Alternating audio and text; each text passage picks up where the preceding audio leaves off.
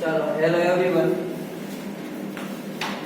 આપણે આગળના વિડીયોની અંદર જે ચર્ચા કરેલી કે ખાલી મેં તમને કીધેલું કે ઓક્સિડેશન આંક છે એની જરૂરિયાત શા માટે પડી, અને મેં કીધેલું કે આ તમને પ્રશ્ન નથી પૂછવાનો, પણ આપણે ઓક્સિડેશન આંક સમજવા માટે એની જરૂરિયાત શા માટે પડી, કારણ કે આપણે રેડોક્સ પ્રક્રિયાને નક્કી કરવા માટે આપણે ઘણી બધી વસ્તુ જોઈ કે ભાઈ ઓક્સિડેશન રિડક્શન થાય તો એના માટેની બધી વ્યાખ્યા જોઈ કે ભાઈ આ ચાર રીતે, પછી વચ્ચે એક નવી વ્યાખ્યા જોઈ ભાઈ ઇલેક્ટ્રોન ગુમાવે એને શું કહેવાય, ઓક્સિડેશન થયું કહેવાય, ઇલેક્ટ્રોન મેળવે એને શું કહેવાય તો કે રિડક્શન થયું કહેવાય.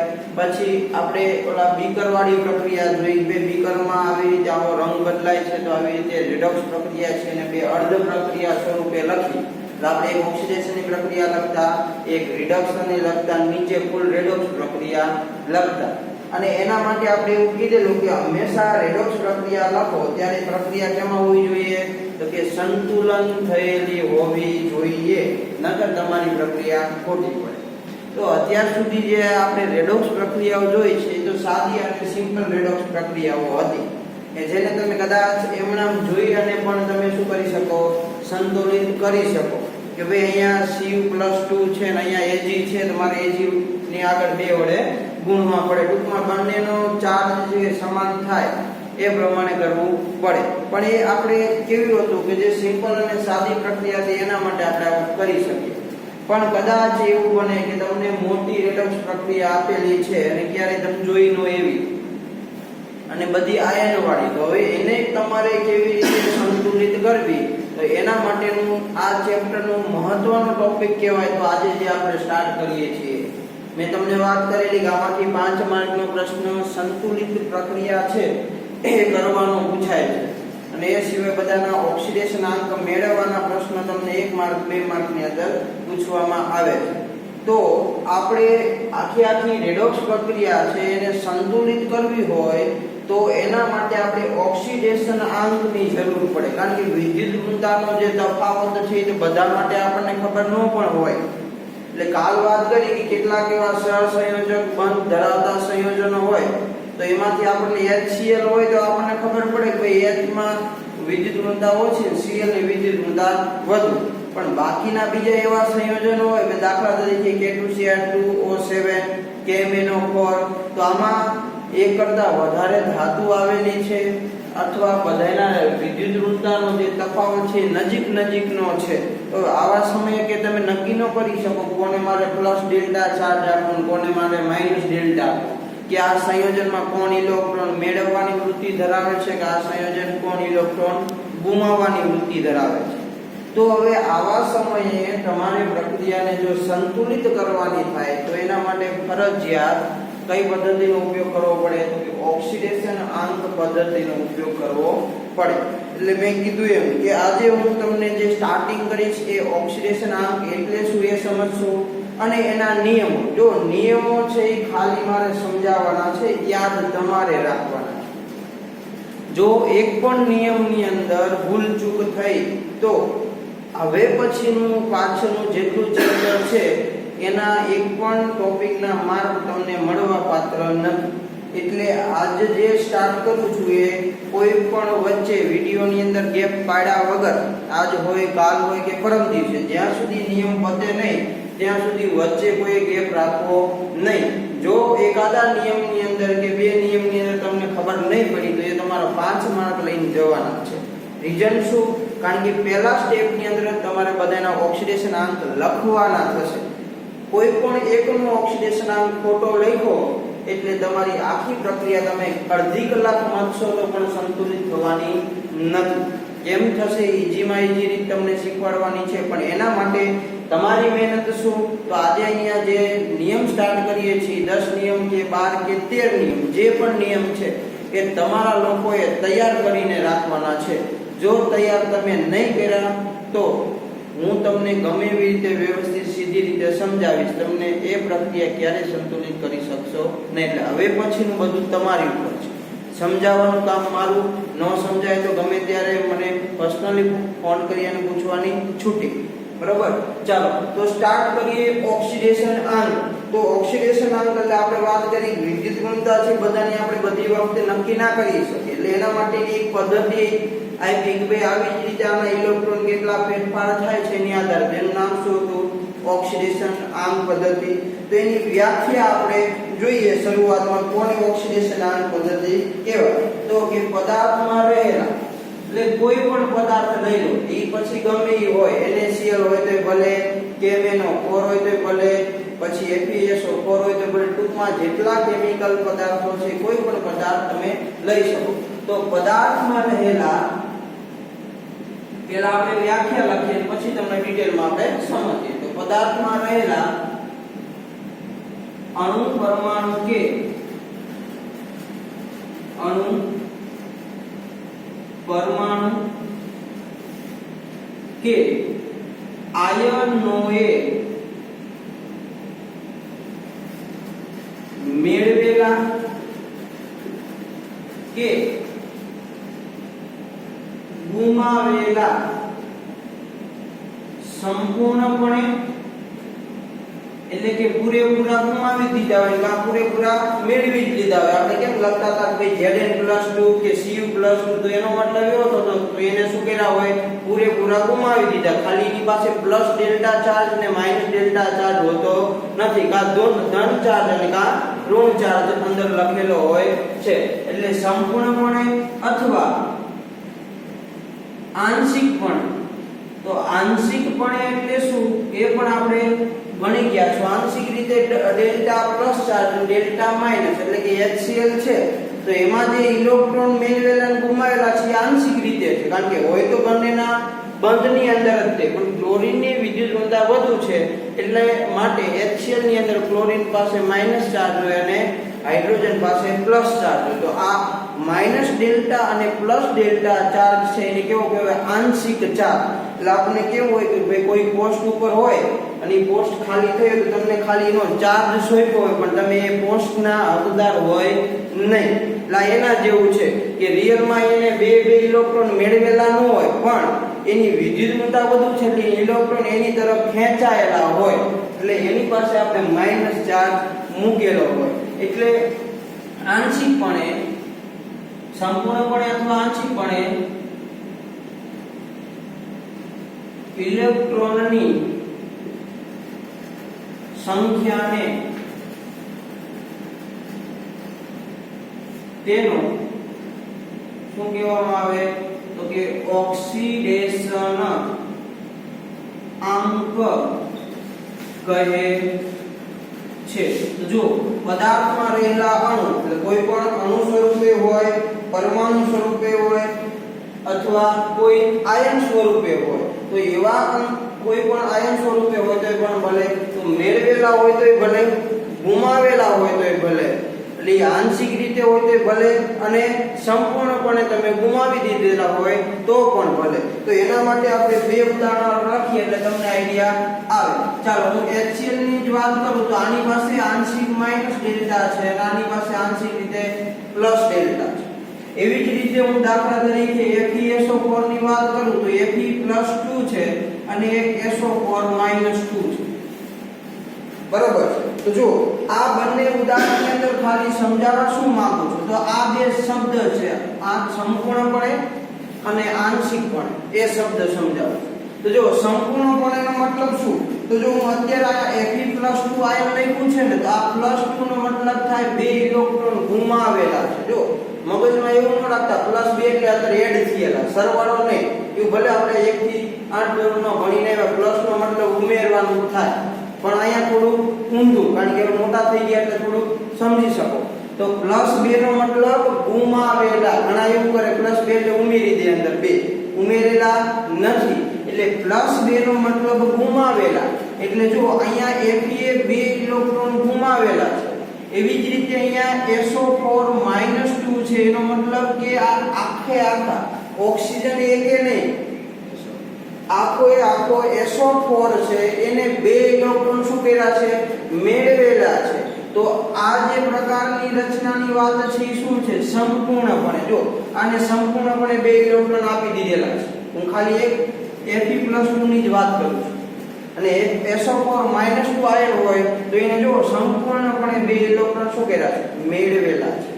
હવે વાત કરીએ આંશિકપણે, તો આંશિકની વાત કરીએ તો જો અહીંયા હાઇડ્રોજન અને ક્લોરીન બંને છૂટા નથી પડ્યા, બંને એકબીજા સાથે જોડાયેલા છે, પરંતુ જે ક્લોરીન છે એની વિદ્યુત ઋણતા છે કેવી છે વધુ, એટલે પરિણામે આ બંધમાંના ઇલેક્ટ્રોન કોની તરફ ખેંચાયેલા હોય ક્લોરીન તરફ. તો આવા સંયોજનની અંદર ક્લોરીન પાસે માઈનસ ચાર્જ સોંપેલો છે, રિયલમાં એ બે ઇલેક્ટ્રોન હાઇડ્રોજનના પડાવી લીધેલા નથી અને રિયલમાં હાઇડ્રોજને ક્લોરીનને ઇલેક્ટ્રોન આપી દીધેલા નથી. તો આવા પ્રકારની જો રચના હોય તેને શું કહેવાય આંશિકપણે. તો આવા જે ઇલેક્ટ્રોનની સંખ્યા છે એ ઇલેક્ટ્રોનની સંખ્યાને શું કહેવામાં આવે એનો ઓક્સિડેશન આંક કહેવામાં આવે છે. તો હવે આપણે બીજી વ્યાખ્યા જોઈએ કે ઓક્સિડેશન આંકની સાદી અને સરળ. તો કે અણુ કે પરમાણુમાં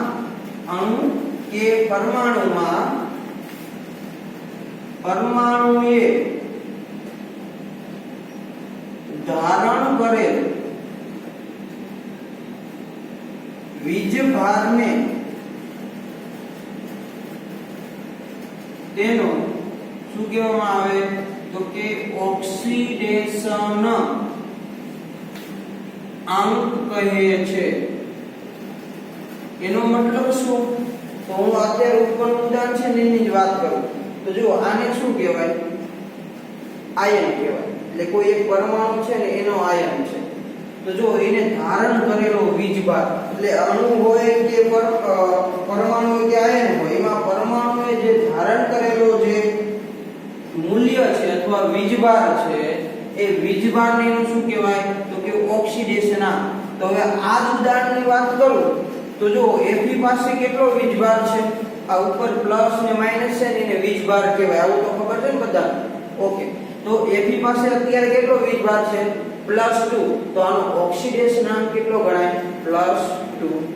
આ SO4 -2 લખેલા છે, તો આ SO4 પાસે કેવો વીજભાર છે તો કે 2 તો છે પણ કેવો ઋણ, તો એનો ઓક્સિડેશન આંક કેવો થાય -2. એટલે ખાસ ધ્યાન રાખજો કે અહીંયા પ્લસ અને માઈનસ નિશાનીનું મહત્વ ખૂબ વધુ રહેલું છે.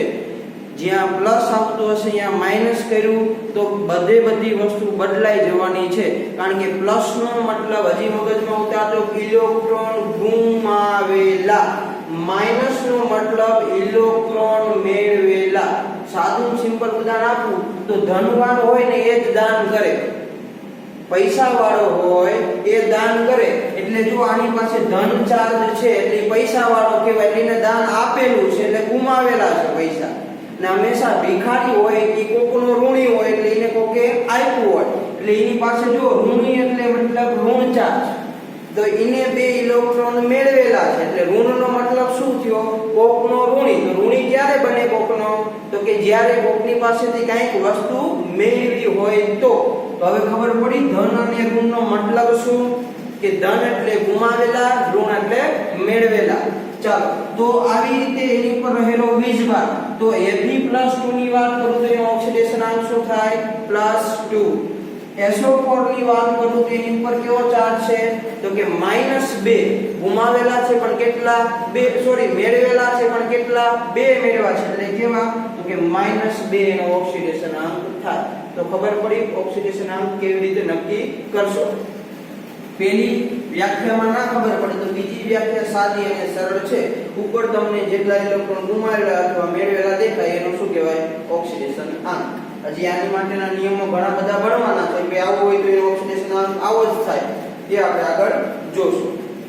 વાત કરીએ તો આ ઓક્સિડેશનની લાક્ષણિકતાઓની અંદર તો પહેલી લાક્ષણિકતા છે કે કોઈ પણ પરમાણુ છે એનો ઓક્સિડેશન આંક, કોઈ પણ પરમાણુનો ઓક્સિડેશન આંક હંમેશા પૂર્ણાંક સંખ્યામાં જ હોય છે. ક્યારેય અપૂર્ણાંક હોતો નથી. આનો મતલબ શું? તમે જુઓ, અત્યાર સુધી તમે જેટલા કેમિસ્ટ્રીના પાઠ ભણ્યા ને, તો ક્યારે એવું તમને સાંભળ્યું હોય કે કોઈ આ પરમાણુએ અડધો ઇલેક્ટ્રોન દાન કર્યો, કોઈ એવું નહીં સાંભળ્યું કે અડધો ઇલેક્ટ્રોન મેળવ્યો. એવું તમે ક્યારે જોયું? અત્યાર સુધીમાં ભણાઈમાં ક્યાં આવ્યું કે ભાઈ ક્લોરીન છે ને 1.5 ઇલેક્ટ્રોન મેળવ્યો, ક્લોરીન છે ને અડધો ઇલેક્ટ્રોન મેળવ્યો? તો ક્યારેય અડધા ઇલેક્ટ્રોન કે ટૂંકમાં અપૂર્ણાંક સંખ્યા છે. અપૂર્ણાંક એટલે શું એ તો તમને ખબર છે, મેથ્સમાં ભણીને આવ્યા છો. તો ક્યારેય એવું ના બને કે કોઈ પણ સંયોજન અથવા આયન છે એમાં એ ઇલેક્ટ્રોન છે એ અપૂર્ણાંક સંખ્યામાં આપલે થતી હોય, એટલે કે વિનિમય થતો હોય. એટલે હંમેશા કોઈ પણ પરમાણુ છે એનો ઓક્સિડેશન કેવો હોય? પૂર્ણાંક સંખ્યામાં જ હોય. +2 +3 +4 +8 સુધી હોઈ શકે. બરોબર? 0 એ હોઈ શકે, -1 એ હોય, -2 એ હોય, -3 હોય, -4 એ હોઈ શકે. પરંતુ ક્યારે આવું ન થાય? 3.5 2.5 1.5 કે -1.5 આવો ક્યારે ઓક્સિડેશન આંક મળતો નથી. હા, અપવાદ હશે એ તમને આગળ ભણશું કે આવું થવું જોઈએ નહીં, પણ આવું છે. તે કયા અપવાદની અંદર છે એ આપણે શીખવાનું છે, કારણ કે બધી વસ્તુમાં કંઈક ને કંઈક અપવાદ તો હોય, કારણ કે બધા હરખા હાલે નહીં. બરોબર? તો આ યાદ રાખવાનું કે બને ત્યાં સુધી ઓક્સિડેશન કેવો હોય? પૂર્ણાંક સંખ્યાની અંદર હોય. ચાલો બીજું જોઈએ તો કે ઓક્સિડેશન આંકના મૂલ્ય, એટલે કોઈ પણ ઓક્સિડેશન આંક નું મૂલ્ય તો કે ધન પણ હોઈ શકે, ઋણ પણ હોઈ શકે, અથવા શૂન્ય પણ હોઈ શકે છે. તો તમે જોઈ શકો કે અહીંયા ઓક્સિડેશન આંકનું મૂલ્ય 2 છે પણ કેવું? ધન. અહીંયા ઓક્સિડેશન આંકનું મૂલ્ય 2 છે પણ કેવું? ઋણ. ક્યારેક એવી બને કે તટસ્થ પરમાણુ નો ઇલેક્ટ્રોન ગુમાવ્યો હોય, નો ઇલેક્ટ્રોન મેળવ્યો હોય. આગળ આપણે સોડિયમ વાળા ઉદાહરણ જોયા ને કે સોડિયમની પ્રક્રિયા આની સાથે થાય તો સોડિયમનો ઓક્સાઇડ બને, સોડિયમ ક્લોરાઇડ NaCl, Na વત્તા 2Na વત્તા Cl2 gives 2NaCl બનતા હતા. તો આવા સંયોજનની અંદર જે સોડિયમ છે એ નથી ઇલેક્ટ્રોન ગુમાવેલો, નથી ઇલેક્ટ્રોન મેળવેલો, તો એનો ઓક્સિડેશન આંક કેવો થાય? શૂન્ય પણ હોઈ શકે. નિયમ ભણશો એટલે આઈડિયા આવશે. તો જરૂરી નથી કે એનું મૂલ્ય ધન જ હોઈ શકે, ઋણ જ હોઈ શકે. આ ત્રણમાંથી કોઈ પણ મૂલ્ય તમને મળી શકે છે. એટલા માટે મેં તમને કીધું કે એક્ઝામમાં તમને કોઈનો ઓક્સિડેશન આંક પૂછવામાં આવે, ઉદાહરણમાં તમે જવાબ પણ સાચો લઈ આવ્યા, પણ ઉદાહરણની અંદર માઈનસ પ્લસમાં ભૂલ થઈ ગઈ, આપણને જે આવડતું ન હોય ફેરવતા બરાબરની ડાબી બાજુ લઈ જાય તો માઈનસ નિશાની હતી ઈમણામાં જ જાય. બરોબર? એવું મૂકી દીધું હોય તો ખોટું પડે, કે ફેરવતા ન આવડતું હોય તો જાય નહીં. એવું ખાલી કહું છું. માઈનસ નું શું થઈ જાય? પ્લસ. તો એ આપણે ન કર્યું તો આપણા વ્યવહારે 1 માં જાય. બરોબર? ચાલો, તો ઓક્સિડેશન આંકના મૂલ્યો ક્યાંથી ક્યાં હોઈ શકે? તો કે ઓક્સિડેશન આંકના મૂલ્યો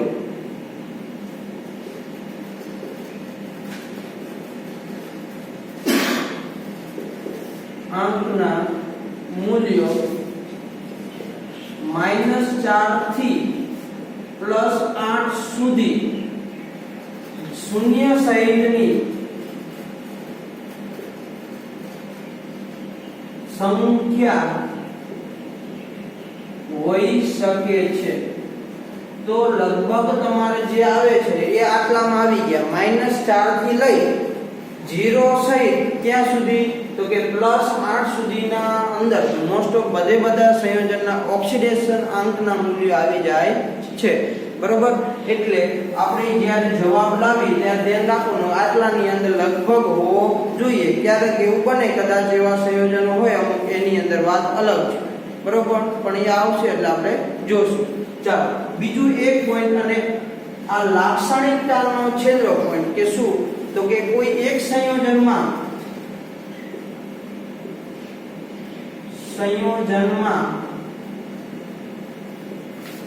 પરમાણુનો ઓક્સિડેશન આંક ધન હોય તો તે જ પરમાણુનો ઓક્સિડેશન આંક બીજા સંયોજનમાં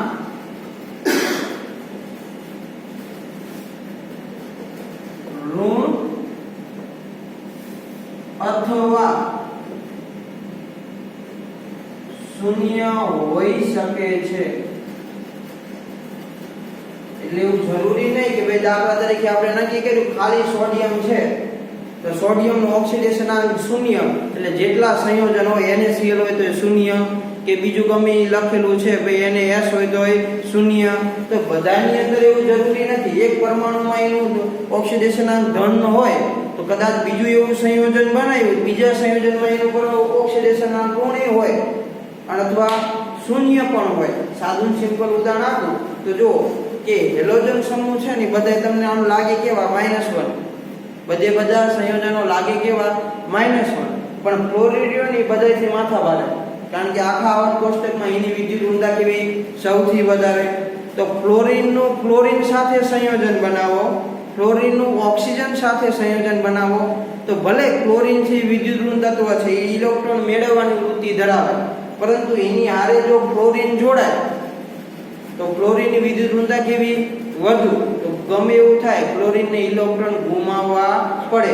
તો તમે જુઓ આમ ફ્લોરિન બધે તમને માઈનસ દેખાય પણ ફ્લોરિન હારે સંયોજન બનાવે ત્યારે કેવું હોય પ્લસ ચાર્જમાં હોય. એટલે એવું માની નહીં લેવાનું કે જ્યાં ક્લોરીન દેખાય હેલોજન દેખાય બધા ઋણ જ ઓક્સિડેશન આંક હોય, જરૂરી નથી. એટલે એક સંયોજનમાં એ ધન હોય અને એક સંયોજનમાં એ ઋણ અથવા શૂન્ય પણ હોઈ શકે છે. એ આગળ આપણે નિયમો ભણશું એની અંદર જોઈએ. તો આ તેની લાક્ષણિકતા ભાઈ ઓક્સિડેશન આંક કોને કહેવાય તો સાદું સિમ્પલ એની ઉપર રહેલા વીજભારને જે પણ પ્રમાણેનો વીજભાર છે એ.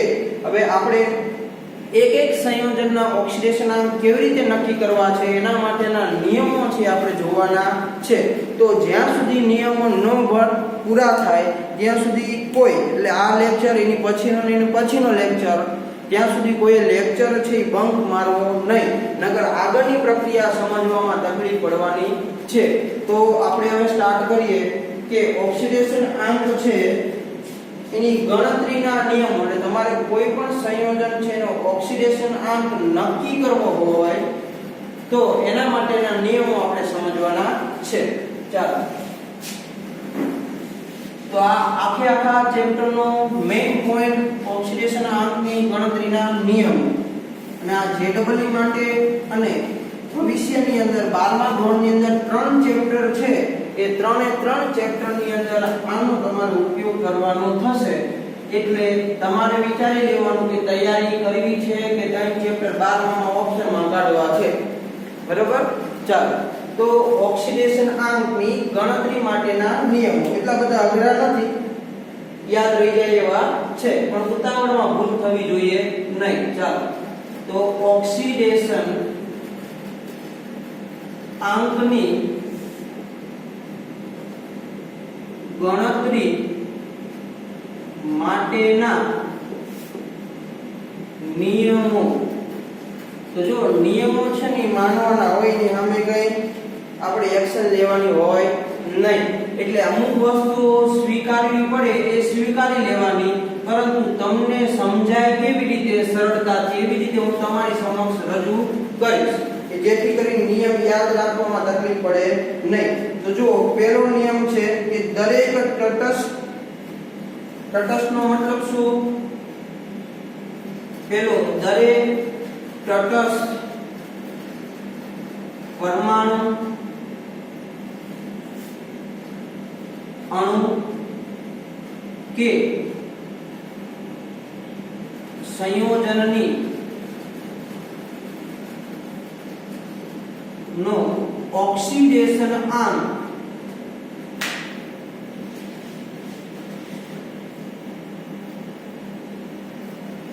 શૂન્ય ગણવામાં આવે છે. કઈ રીતે ઉપયોગ કરવો એ આપણે ઉદાહરણ સાથે સમજીએ, અથવા બીજું એવું કહી શકાય કે બીજી વ્યાખ્યા લખવી હોય તો આવી રીતે કે મુક્ત અથવા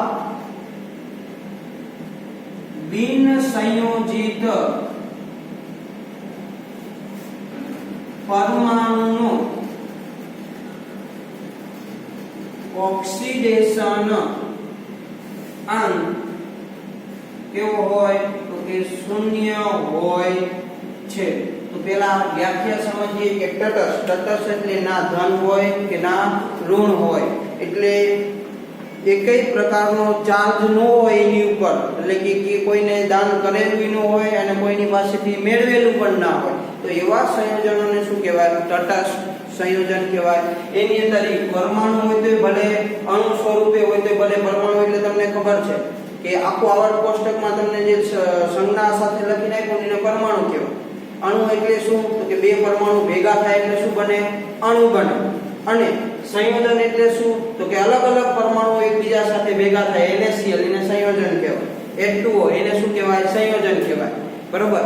તો આવા પ્રકારના જે અણુ હોય, પરમાણુ હોય તે સંયોજન હોય. બરોબર. પણ કેવા હોવા જોઈએ? શબ્દશામાં તટસ્થ, એટલે એની પાસે એકેય પ્રકારનો તમને ચાર્જ દેખાવો જોઈએ નહીં. તો એ બધાના ઓક્સિડેશન આંક કેવા ગણવામાં આવે? શૂન્ય ગણવામાં આવે છે. તો ઉદાહરણ તરીકે આપણે જોઈએ તો ઉદાહરણ તરીકે પેલું લઈએ તો તમે ભણી જ ગયા છો, પેલું Na, જો આને શું કહેવાય? પરમાણુ. બરાબર. બીજું ઉદાહરણ જોઈએ Ba, ત્રીજા નંબરનું Mg, ચોથા નંબરનું Ca. આ કોષ્ટકના તત્વો તમારે લખવા એટલે લખી શકો. આ બધાને શું કહેવાય? પરમાણુ કહેવામાં આવે.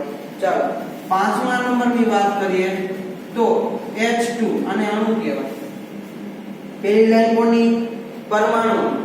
બીજી લાઈન કોની લખું છું? અણુ માટે. એટલે હું એ ઉપર લખી દઉં એટલે તમને આઈડિયા આવે. આવા પ્રકારનું કંઈક દેખાય તો આ શું છે? અણુ. આ શું છે? પરમાણુ. તો જો આ બધા દેખાય, એની પાસે એક પણ પ્રકારનો ચાર્જ નથી. તો આ બધાના ઓક્સિડેશન આંકના મૂલ્યો છે કેવા થાય? શૂન્ય. હવે તમને એવું થાય કદાચ પ્રશ્ન આમ તમારે છેલ્લે કહેવાનો પણ અત્યારે કહી સાહેબ આ માથાકૂટ કરવાની શું લેવાની, કે આ બધા યાદ શું લેવા રાખવા? તો તમને પ્રશ્ન આવી રીતે પૂછાય કે ભાઈ Cr2O7 છે, તો આની અંદર રહેલા ક્રોમિયમનો ઓક્સિડેશન આંક કેટલો? હવે આમાં તમને એમ જોઈને ન ખબર પડે કેટલા ઇલેક્ટ્રોન ગુમાવ્યા અને કેટલા મેળવ્યા, કોની પાસે વિદ્યુત ઋણતા કેટલી વધુ કેટલી ઓછી. તો આનો ઓક્સિડેશન આંક ગોતવો હોય ને તો આપણને આમાં રહેલા ઓક્સિજનનો ઓક્સિડેશન આંક ખબર હોવી જોઈએ. અને તમને આમાં રહેલા ઓક્સિજનનો પૂછે તો ક્રોમિયમનો ઓક્સિડેશન આંક ખબર હોવો જોઈએ. દાખલા તરીકે બીજું આવું આવ્યું હોય Na2Cr2O7, તો આવા સંયોજનમાં ક્રોમિયમનો ઓક્સિડેશન આંક કેટલો એવું પૂછે. તો એ સમયે તમારા બધા જ નિયમ છે એ તમને આવડતા હોય તો એનો ઉપયોગ કરી અને મેળવી શકો. કેમ મેળવાય એ મારે તમને શીખવાડવાનું છે, એટલે ચિંતા ન કરતા સાહેબ કેવી રીતે મેળવવું હજી આપણે બાકી છે. બરોબર. પણ તમને આઈડિયા આવે તેના માટે આ માથાકૂટ કરીએ છીએ. ચાલો તો આવા તટસ્થ એટલે એકલા રહેલા હોય એવા, એટલે આ બધી ઉપયોગ થશે પ્રક્રિયામાં કે ભાઈ Na વત્તા 2Na વત્તા Cl2, તો એમાં Na માટે શું આવે? 0. બરોબર. ચાલો તો H2 તો Cl2, તો એને શું થાય? આને અણુ કહેવાય ને, ક્લોરીનનો અણુ, તો એને પણ 0. સાતમા નંબરનું જોઈએ તો કે Br2, એ પણ 0. આઠમા નંબરનું જોઈએ P4, તો જો આને શું કહેવાય? ફોસ્ફરસ. એના 4 અણુ એકબીજા સાથે જોડાયેલા છે, તો આને અણુ જ કહેવાય. જરૂરી નહીં અણુમાં 2 જ હોય. બરાબર. ચાલો 9 નંબરનું જોઈએ S8. તમારે આવતું હતું સલ્ફર છે એના 2 પ્રકારના બંધારણ હોય. બરાબર ને? ઓલા મુગટવાળું. અને નહીં હોય તો હવે થોડા સમયની અંદર આવશે. બરાબર છે? બોટ અને ચેર, આ 2 પ્રકારના બંધારણો હતા. ચાલો પછી સંયોજનની વાત કરીએ તો સંયોજનની અંદર વાત કરીએ તો 10 નંબરે પહોંચ્યા. ચાલો NaCl,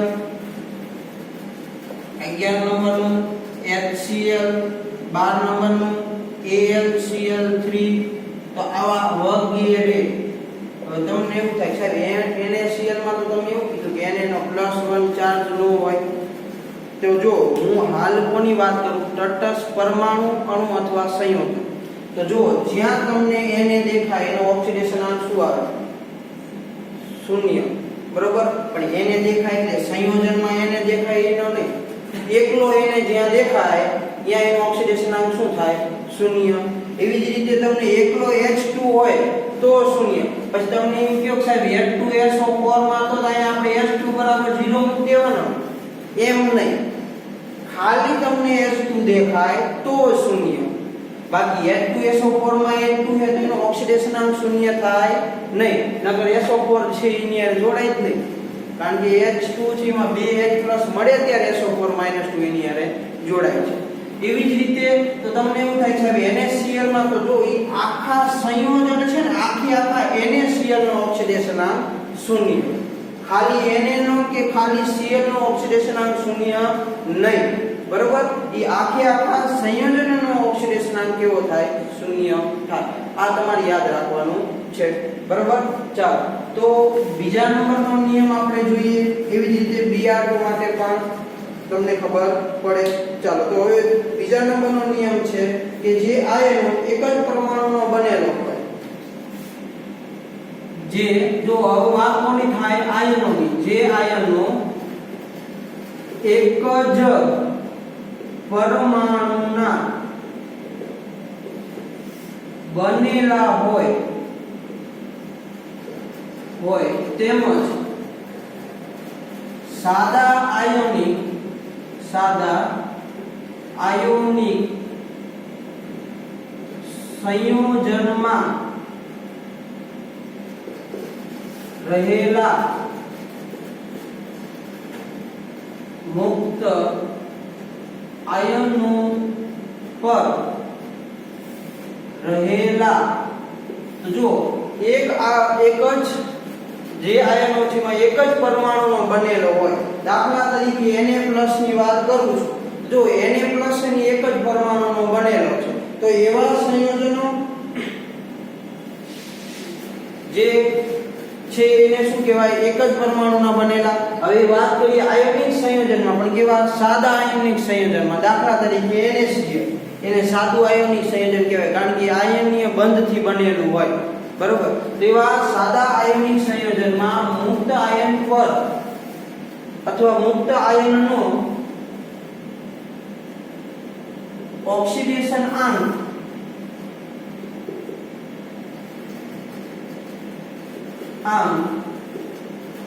જે તે આયન પર રહેલા વીજભાર જેટલો હોય.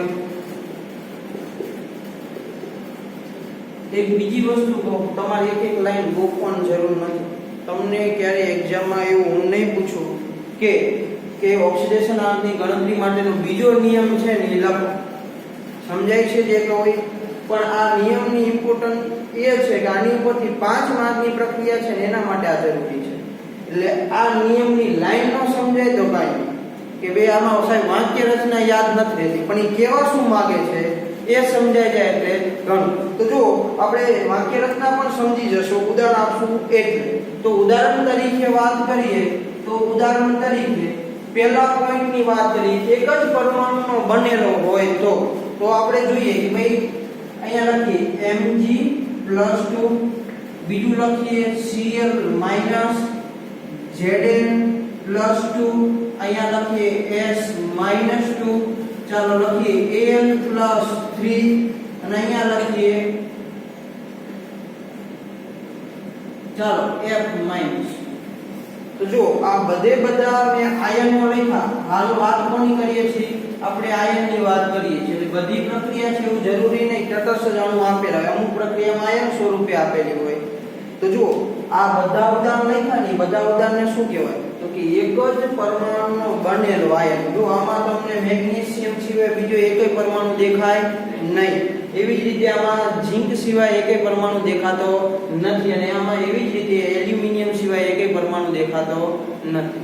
એવી જ રીતે આ ત્રણેયની અંદર તમને એના સિવાય એકય પરમાણુ દેખાતા નથી. તો આવા પ્રકારના જે એક પરમાણુ ધરાવતા આયનો છે તો એનો ઓક્સિડેશન આંક કેટલો ગણવો?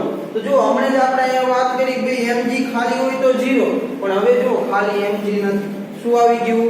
Mg+2, એટલે આ તટસ્થ અણુ હતો ને એટલે 0 લખ્યો તો. હાલ એની કન્ડિશન કેવી છે? +2 ની છે, બરાબર. તો આવા જ્યારે એક પરમાણુ આયન હોય તો ત્યારે એનો ઓક્સિડેશન આંક કેટલો? તો કે એની ઉપર રહેલા, જો શબ્દ શું વાપર્યો? તેની પર રહેલા વીજભાર જેટલો હોય. ચાલો વીજભાર કેટલો Mg પાસે? +2. તો આ Mg+2 નો ઓક્સિડેશન આંક શું થાય? +2. ચાલો Zn પાસે વીજભાર કેટલો? +2. તો એનો ઓક્સિડેશન આંક શું થાય? +2. Al પાસે વીજભાર કેટલો? +3. તો એનો ઓક્સિડેશન આંક કેટલો થાય? +3. ચાલો અહીંયા ક્લોરીન પાસે વીજભાર તો -1, અહીંયા S પાસે વીજભાર તો કે -2 અને ક્લોરીન પાસે -1.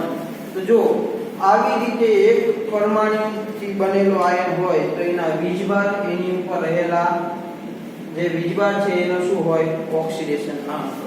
ચાલો બીજો પોઈન્ટ જોઈએ તો અંદર શું લખેલો કે સાદા આયોનિક સંયોજનમાં રહેલા. તો હું અહીંયા કેટલાક સાદા આયોનિક સંયોજન લખું છું. કે પહેલું લખું છું NaCl, બીજું લખું છું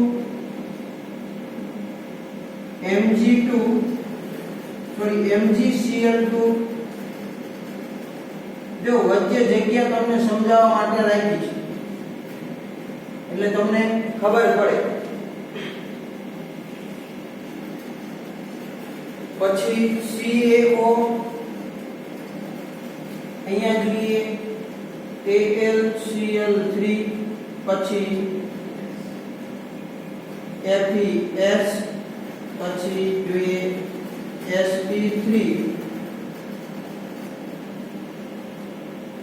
sp2, s3. ચાલો તો આપણે આ 3 અને 6 પ્રકારના આયનો છે. તો હવે જો આમાં શું કર્યું કે S આયોનિક સંયોજનમાં રહેલા મુક્ત આયનોનો, તો જો NaCl છે ને એમાં મુક્ત આયનો બે રહેલા છે. કયા? Na+ અને Cl-. તો આનું જો હું છૂટું પાડું તો મને બે આયનો મળે, Na+ અને Cl-. એવી જ રીતે MgCl2 છે તો એમાં મને બે આયનો મળે. કયા કયા? કે Mg+2 અને Cl-. પછી તમને એવું થાય સાહેબ અહીંયા Cl શું દેખાતા, અહીંયા Cl-2 નો આવે, પણ એવા Cl કેટલા હોય? 2 હોય. એટલે કદાચ તમને સાહેબે શીખવાડ્યું જ હશે છેલ્લા લેક્ચરમાં કેવી રીતે થાય. નો આવડે તો શું કરવાનું? તો કે બંનેનો ચોકડી ગુણાકાર કરવાનો. અહીંયા શું છે? કાઈ નહીં, તો એકડો. તો આ એકડાને Cl ના ઉપર જવા દેવાનો. ક્લોરીન હંમેશા માઈનસ હોય એટલે -1. આ બગડાને ક્યાં લેવાનો? ઉપર. એટલે આ શું બને? +2. ચાલો આ CaO છે તો આની અંદર શું થશે? તો કે જો Ca છે ને એ બે અણુ હોય કે એક હોય? એક જ હોય, કારણ કે આ સમૂહ 2 ની ધાતુ છે. તો Ca+2 તરીકે હોય અને ઓક્સિજન તો તમને ખબર છે કેવા?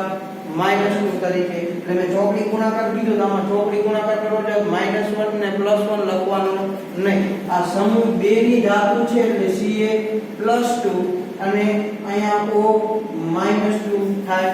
અને અહીંયા તમે બગડો કરો તો અહીંયા બગડો કરવો પડે, પણ બે કોમન કાઢ લીધા એટલે સંયોજન શું બન્યું? CaO. અને અહીંયા ગુણો અને અહીંયા ગુણો તો બંને એક જ વસ્તુ થઈ. પણ આ બે સમાન છે એટલે બંને શું કરી દીધા? કોમન કાઢ લીધા છે. ચાલો AlCl3 ની વાત કરીએ તો કાઈ નહીં, એલ્યુમિનિયમ પાસે શું હોય? એકડો તો હોય. તો ક્યાં જાય? Cl પાસે. તગડો ક્યાં આવે? એલ્યુમિનિયમ પાસે. તો ધાતુ હંમેશા પ્લસ હોય એટલે Al+3 અને Cl-1. આ FeS ની અંદર તમને S નું ખબર છે શું હોય?